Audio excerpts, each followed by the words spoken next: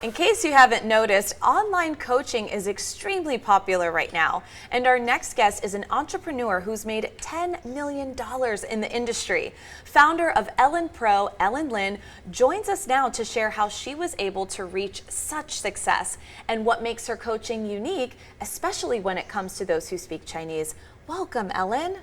Hello, it's a pleasure to be here. Wonderful to have you. So I'm really interested in this topic. So let's talk about what got you started in online coaching. Absolutely. So that was back in 2015. During that time, I was involved in Amazon business with my father.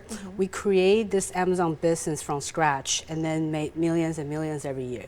Eventually, this business became a family business with a relative and siblings, so that's when things got complicated. And that's why I want to start a business of my own.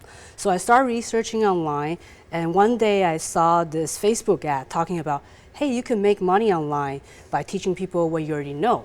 So this caught my attention. I thought this is perfect. I'm just gonna teach people how to create an Amazon business.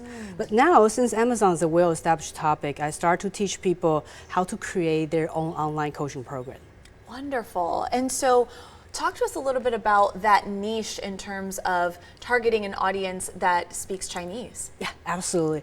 When I first launched my coaching business, my target audience was the US market in English, because that was all the online coaching do.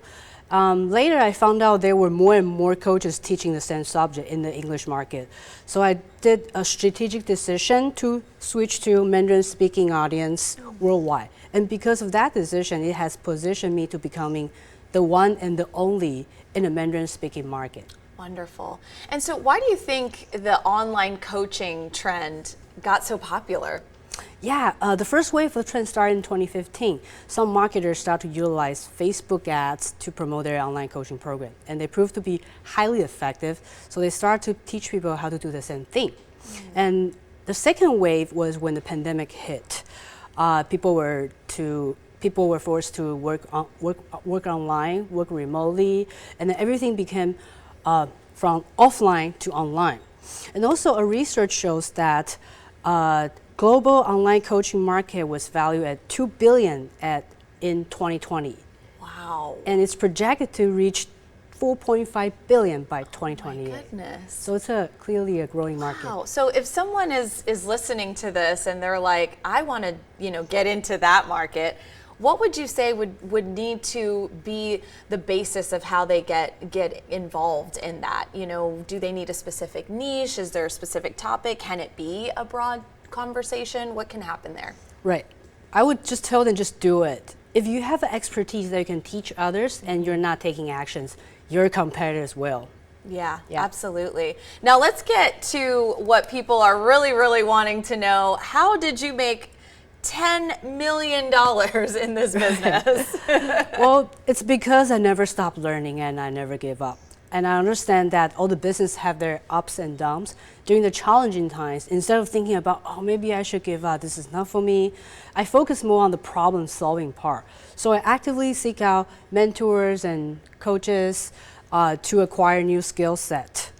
That will help me to overcome the challenges. Absolutely. Yeah. So aside from, telling someone to get involved and get into it, is there any other advice you might give as far as how to really go about something like that? Right. Just don't overthink it. But there's a common misconception that people think they have to create like perfect video, perfect content for their online coaching program. But the truth is they should focus in marketing and sales, because those are the two most important things in any business. Absolutely. I completely agree with you. And so as far as your business goes, I mean, this is really interesting because you really took your experience, even you said from family. The minute you had said that of your story, I resonated with that. I'm like, working with family. I see why you were like, I'm going to do my own thing, right? And how was that experience in terms of making that shift and that jump?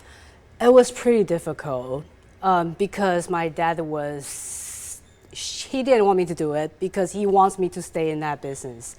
But I was like, no, I know I can do much better than this, and I won't be a competitor of you guys, so don't worry. Right, right. Wonderful. Well, thank you so much, Ellen, for joining us this morning. This was really interesting, and I'm sure some of our viewers are going to be like, well, I guess I know what my next venture is. For more information and to connect with Ellen, visit ellenpro.com.